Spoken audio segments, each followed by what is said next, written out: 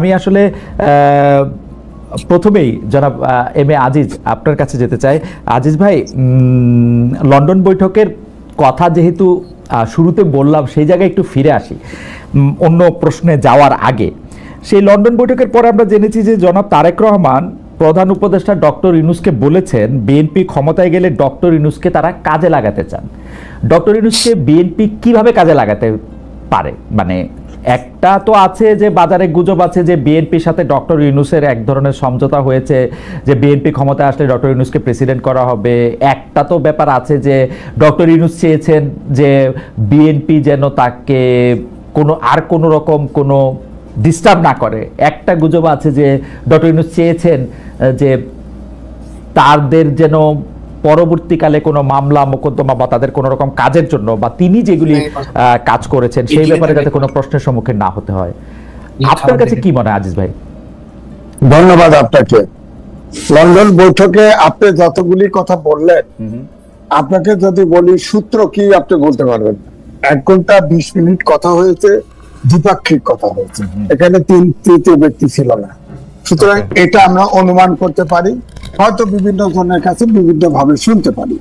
যেমন আপনি বললেন যে ডক্টর মোহাম্মদ ইউনূসকে হয়তো ব্যবহার করা হতে পারে, এটা বলেছে আপনার আপনার বিএনপির আপনার স্পোর্টসম্যান, তিনি বলেছেন। তা এখন ব্যাপারটা হলো যে ডক্টর মোহাম্মদ ইউনূস বিশ্বব্যাপী অত্যন্ত খ্যাতিসম্পন্ন লোক, তাকে কিন্তু ব্যবহার করা। আজিজ ভাই একটু পরিষ্কার হয়নি, মানে বিএনপির স্পোর্টস পারসন যদি বলে থাকে যে ওই বৈঠকে এই কথা হয়েছে ডক্টর ইউনূসকে বিএনপি কাজে লাগাতে পারে, তাহলে আর আমরা কার সূত্রের জন্য অপেক্ষা করব? মানে কোন সূত্র?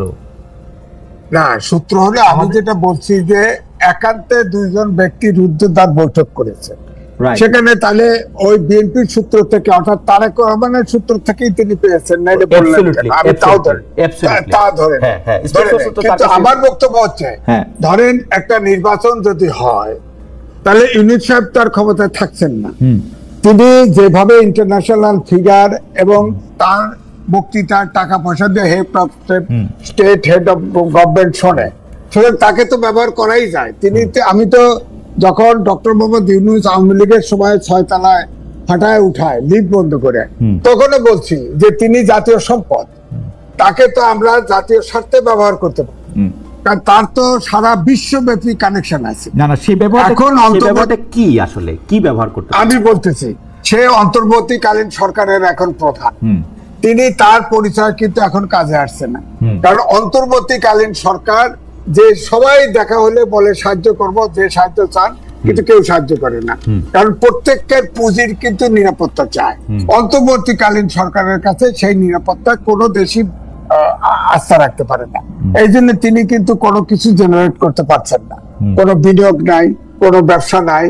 সেই প্রসঙ্গে আমরা আসবো আজিজ ভাই, সেই প্রসঙ্গে আমরা আসবো। আপনি আমাকে বলেন তো যে ডক্টর মোহাম্মদ ইউনূস কি জনাব তারেক রহমানের কাছে চাকরি চাইছেন? না, আমার তো মনে হয় না। তাহলে মানে বিএনপির স্পোকসপারসন যখন এই কথা বললো, তাহলে এইটার মানেটা কি, এটা ইন্টারপ্রিটেশনটা কি? মানে ডক্টর মোহাম্মদ ইউনূস বিএনপি কাজে লাগাতে, আমার অনুমান হচ্ছে ডক্টর মোহাম্মদ ইউনূসকে কোনদিন বিএনপি প্রেসিডেন্ট হিসেবে নেবে না। ওকে, কারণ তিনি ডক্টর মোহাম্মদ ইউনূস তিনি এমনই প্রকৃতির মানুষ, আমার ধারণা হয়েছে তাকে নিলেই এই সরকারকে সে যা মনে চায় তাই করতে থাকবে, সে কারো কথা শোনে না।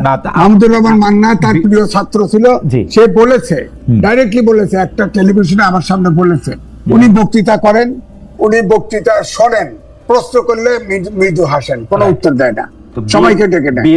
বিএনপি তাহলে মোটামুটি ভাবে একজন আজ্ঞাবহ প্রেসিডেন্টই চায়, মানে ডক্টর মোহাম্মদ ইউনূস যেহেতু তার কথা শুনবেন না। না, আজ্ঞাবহ বলছে না, কারণ বিএনপি তো তার 31 দফা সংস্কারে তো বিএনপি প্রেসিডেন্ট এবং প্রধানমন্ত্রীর মধ্যে ক্ষমতার ভারসাম্য চেয়েছে, হয়তো চাইবে, কিন্তু ডক্টর মোহাম্মদ ইউনূসের সাথে যদি আপনার প্রেসিডেন্ট তাকে বানাতে চায়, সে প্রধান শর্ত দিবে যে সরকার আমি প্রেসিডেন্ট ভেঙে দেওয়ার ক্ষমতা, এই ক্ষমতা দিতে হবে। সুতরাং এটা তো তাকে অ্যালাউ করা যাবে না। তাহলে আমরা বিএনপি স্পোকসপারসনের কাছ থেকে যে শুনলাম যে ডক্টর মোহাম্মদ ইউনূসকে আমরা কাজে লাগাতে পারি, তাহলে সেটা কি কাজ? না, তিনি সারা বিশ্বে ধরেন ওয়েলফেয়ার, বাংলাদেশের ওয়েলফেয়ারের জন্য তাকে ব্যবহার করতে পারে, ওয়ার্ল্ড ব্যাংক, বিদেশি প্রতিষ্ঠান, রাষ্ট্রনায়ক, হেড অফ স্টেট, বিভিন্ন জায়গায় আমরা উন্নয়নশীল দেশ হিসেবে যেখানে তার লবি করা দরকার, ধরেন বাংলাদেশের প্রেসিডেন্টের বিশেষ দূত থাকলো বা প্রধানমন্ত্রীর বিশেষ দূত থাকলো বা বাংলাদেশের বিশেষ দূত থাকলো, বাংলাদেশের পক্ষে তিনি সারা বিশ্বের ওপিনিয়ন তৈরি করলো বা বাংলাদেশের স্বার্থে কাজ করলো, সেটা হতে পারে। তবে তারা কি বলেছে সেটা আমরা জানি না। দ্বিপাক্ষিক আলোচনায় আমরা আজিজ ভাই, আমি আসলে আপনার করকমলে আসছিলাম হচ্ছে এই কারণে, অনেক আগে থেকেই আর কি, গত 15 বছরে শেখ হাসিনা যখন তার এই, আমি কি বলবো, একটা স্বৈরাচারী শাসন ব্যবস্থা কায়েম করতেছিলেন প্রত্যেকটা জায়গায়, যখন মানে রাষ্ট্রীয় প্রতিষ্ঠানগুলির তিনি যখন ধ্বংস করতেছিলেন, আপনি কিন্তু একটা খুবই উজ্জ্বল এবং জোরালো বুলন্দ আওয়াজ আমাদের জন্য। আমি যেই কারণে জিনিসটা বুঝতে চাইতেছি সেইটা হইল যে বিএনপির স্পোকসপারসন যখন ডক্টর ইউনূসকে কাজে লাগাতে পারে বলে এরকম একটা বলে, এবং আমরা যখন দেখি হঠাৎ করে বিএনপি এবং ডক্টর মোহাম্মদ ইউনূসের মধ্যে একটা খুব ভালো সম্পর্ক হয়ে গেছে, সেই সম্পর্কটার জের ধইরা আবার অনেক ধরনের প্রতিক্রিয়া হচ্ছে, সেগুলো আমরা পরে আসবো, তখন এই বার্তাটা আসলে কি বার্তা ইউনূসকে কাজে লাগানো যেতে পারে?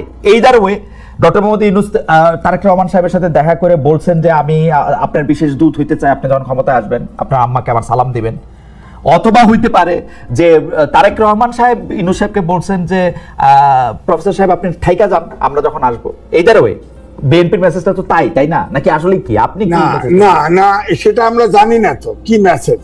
তবে আমি এইটা বলতে পারি, আমি কিন্তু ডক্টর মোহাম্মদ ইউনূসের পক্ষে টকশো করেছি, আমি লিখেছি, কাল বেলাতে ছাপা হয়েছে, আমি অনেক রিকোয়েস্ট করে ফেলেছি। আমার একটাই বক্তব্য হচ্ছে ডক্টর মোহাম্মদ ইউনূস আমাদের জাতীয় সম্পদ, সুতরাং তাকে ব্যবহার করা যায়, সে দেশের সাথে কাজ করতে পারে। আমি এটাই বুঝাইতে চাইছি যে শেখ হাসিনা তাকে রাষ্ট্রের জন্য ব্যবহার করলো না, এবং ব্যবহার মানে কি, এটা তো খুবই দুর্ব্যবহার করলো, খুবই দুর্ব্যবহার করলো। লিফট বন্ধ করে 6 তলা উঠালো। তখনই আমি লিখেছি, তখনও তার পক্ষে আমি স্ট্যান্ড নিয়েছি। কিন্তু এখন যেটা দেখতে পাচ্ছি, আমার কাছে মনে হয়েছে খুব নরম স্বৈরাচার তিনি নিজের ক্ষমতার বাইরে কিচ্ছু করতে রাজি না।